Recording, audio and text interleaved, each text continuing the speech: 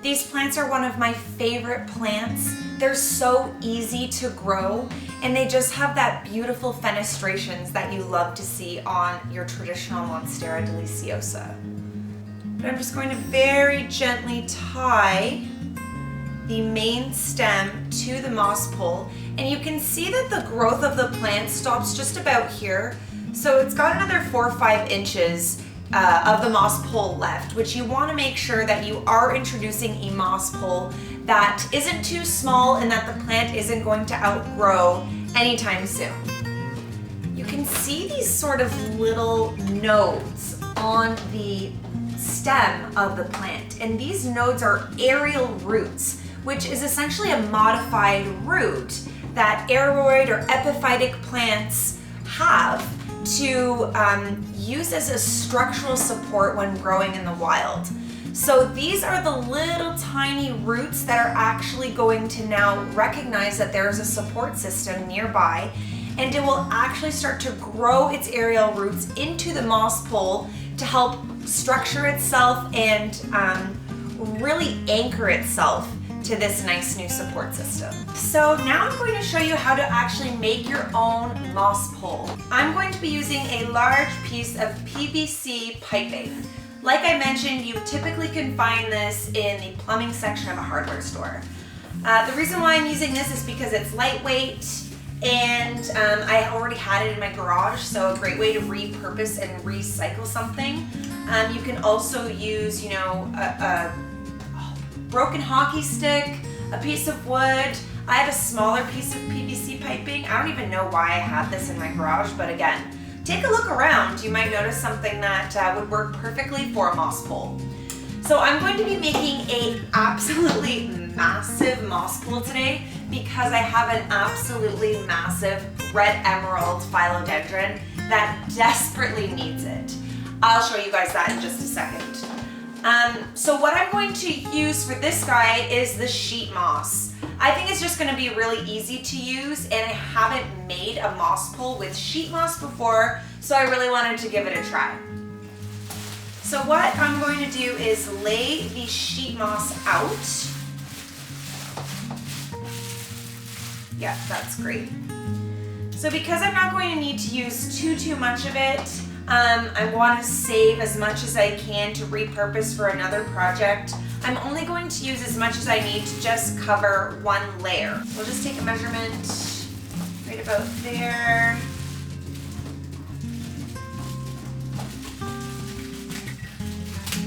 What I really love about this sheet moss is, like I mentioned, there's actually a sticky substrate to it, so it's going to be really easy to actually affix it to the plastic.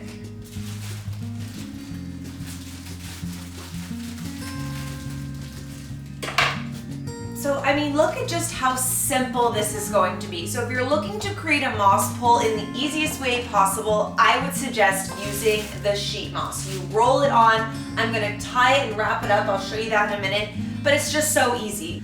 So because I'm using sheet moss, I'm just going to go ahead and get started. First thing I'm going to do is peel this off. It's a little sticky. It's probably not sticky enough, to be honest, to just rely solely on the adhesive layer. The next thing I'm going to do is, because I'm using this bendy sort of rubber coated flex wire, I'm going to pre-cut the pieces that I want to use. This is going to make my life so much easier when I have both of my hands kind of tied, to just have those pieces set off to the side, ready to go. You want to make sure that they are long enough to wrap comfortably around your pole. Now I'm going to roll my moss pole. Oh my gosh, I already love it. I love the color. The color is just so different and unique. Different than, you know, your traditional sort of cocoa fibrous moss pole. This is great for just in a pinch. My philodendron emerald is growing completely and totally out of control, so I desperately need to pump out a moss pole so that it can start growing in its happiest, most efficient and effective self. The beginnings of a moss pole. So it's not perfect. You can see there's still a little bit of, there's a few sections that need to be wrapped down. So I'm going to go over it now with my clear fishing line to just get it nice and tight. First, what I'll do is I'll tie it around the top. That will be my starting point. So I'll do a nice knot at the top. That's perfect. And now I'm just going to wrap. So this is just perfect. This is exactly what you want. This is really going to just nicely hold down all of the moss. Really get a nice uniform look.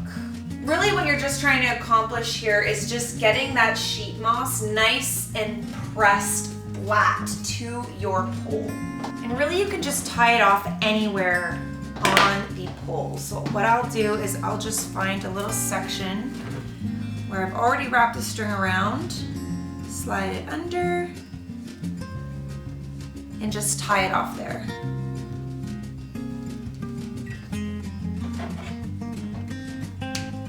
Now enter my crazy amazing philodendron red emerald. This thing has grown so much, I don't know which side is which, where is up, where is down. The growth has just been insane. So for starters, I'm going to repot her. So I'm going to be repotting it into a pot that's just slightly bigger. This is a 10-inch pot and this is an 11.5-inch.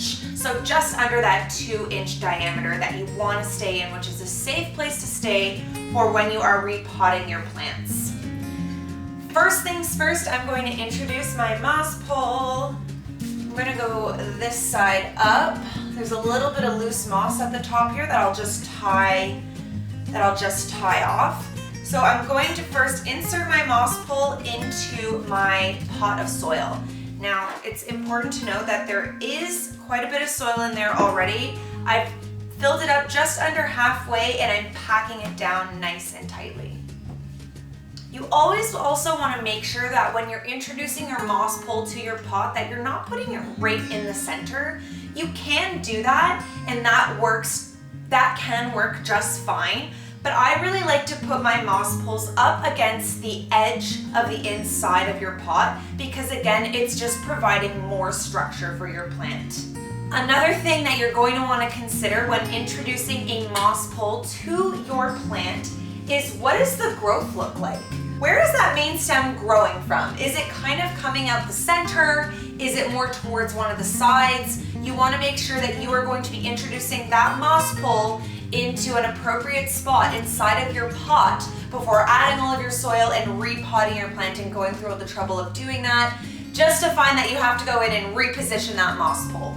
So because I am noticing that thankfully this plant is growing mostly towards the edge of the pot, I know that I'm going to be safe. I'm just going to be very careful with this. I know that I'm going to be safe for putting my moss pole just along the edge. Now I've got to remove my philodendron red emerald from its existing pot, and I'm kind of terrified to do this. This is also a really good opportunity to take a closer look at your plants. Are there any pests that need to be managed? Are there any dead leaves that you can just gently pull away? It's a great opportunity to engage with your plants and just have some nice peaceful moments and practice mindful horticulture. Another thing that I'll recommend is when you're repotting a plant, try to repot when the plant soil is nice and dry. That makes it easier for you to remove it from its existing pot instead of fighting against the sticky and tackiness of soil that has been wet. What I'm doing is just trying to loosen the soil as much as I can inside the pot. Because even though I'm repotting with totally dry soil, yikes, she's in there good. Sometimes it helps to take a shovel in there and just try to loosen up some of the soil around the edges of the pot. You do want to take your time with this. Patience is a virtue because you don't want to snap any of the main stems or damage the root system. Again, what we talked about how you can tell if a plant needs to be repotted is just look at that root system. It's really quite pot bound. They're really jammed in there. So you just want to kind of loosen the roots a little bit just so that they have an easier time growing into their new space. And she goes. So my longest stem is here. So I'm going to try and place that moss pole to line up perfectly with the longest stem that we have, which is this guy. Now, like I mentioned, before you put your plant inside of the pot, you do want to make sure that that moss pole is in there first. So I'm going to just rearrange and do that first. Now I'll lift her in. You almost wish you had an extra set of hands when doing this. It is messy. You want to definitely put down a drop sheet of some sort, but it's all for the better good, the greater good of your plant babies. Now with a plant that is this big, it's going to take some time to kind of detangle and rearrange and reposition all of the leaves. So remember when I said earlier to have a few pieces of that twistable wire pre-cut and ready on hand? This is why. So that when you're starting to tie off your plant to your pole, they're already there, they're ready to go. You don't need to worry about having to cut them and have one more thing for you to kind of keep your hands busy with. Now you can see that there's all these different shoots coming out, and I'm actually going to attach these shoots to this pole also. As soon as you tie off one section of your plant, it really leaves your hands free to either cut more wire or work on other parts of the plant. So it's important to have long enough pieces nearby for you to nicely and easily attach your plant to your new moss pole. See, this green wire is perfect for the green moss pole because it kind of, blends in nicely with the green of that moss. So almost like a carousel, I like to spin my plant around and see any other nice long pieces growing off like this guy here that I can attach to my moss pole, or maybe do I need to make another one right here? As I mentioned at the beginning of the video, other things that you can use as structural support systems is, a branch that works really well. A really important thing that you want to make sure that you have ready before you start introducing your moss pole and tying your wildly growing plant to your moss pole is to have your wire pre-cut and ready to go. Now really, when it comes to the styling of your moss pole, I really like to just make sure that as many of the leaves are facing outwards as possible. They can get really tangled, especially through the process of something this big and fantastic. But there you have it. This one has really come together beautifully. I mean, I couldn't possibly get the height of this in an entire shot, but wow, I'll show you guys just how big and gorgeous this plant is. It really does require a lot of patience. A lot of the leaves can get tangled in, the roots can get tangled, especially when you're repotting something that so desperately needed to be repotted. The roots needed to be untangled, a lot of the stems and leaves needed to be untangled, so it does take time. This is a lot more difficult of a project than our Rhaphidophora tetrasperma, which was working on a smaller scale, but I'm just so happy with how this guy turned out. I'm just gonna add a little bit more soil just around the base of the plant and the base of the moss pole, just to again really make sure that it's nice and anchored in there and the moss pole isn't going to move about. I almost didn't make it out alive, this one. Geez, it actually truly belongs in a jungle. She has grown so much over this summer that literally in 2 weeks she had grown 2 extra feet. So it kind of came out of nowhere where I was like, I really, really need to repot this plant. But wow, she's really loving the corner that I have her in. She is in a west-facing window. I get a lot of sun in that corner. So she's been getting lots and lots of both indirect and direct sort of PM sun.